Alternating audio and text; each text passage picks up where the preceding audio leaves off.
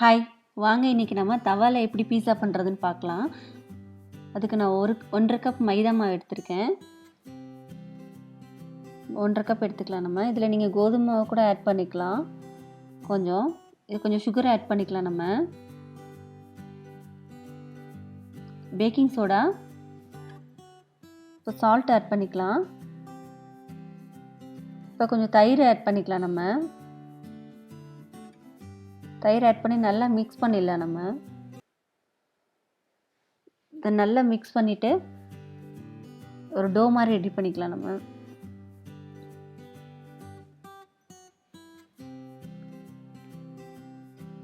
பாருங்கள், இந்த மாதிரி பழத்தில் நம்ம பிசைஞ்சாச்சு.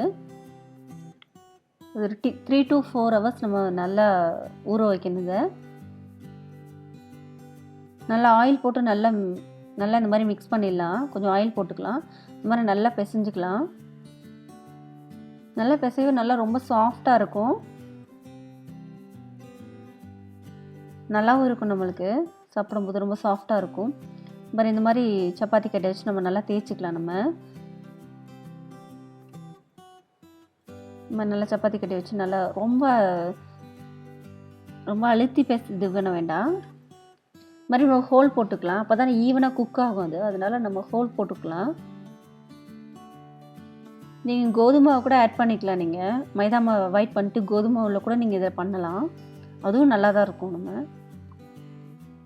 இந்த மாதிரி நம்ம தவாவில் போட்டு நல்லா 2 சைடும் நம்ம குக் பண்ணி எடுத்துலாம். லைட்டாக குக் பண்ணிக்கலாம்.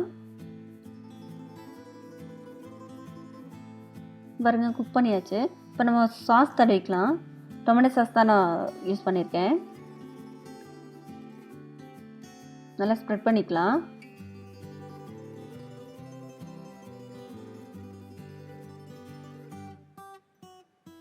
இதில் கொஞ்சம் சீஸ் போட்டுக்கலாம். இப்போ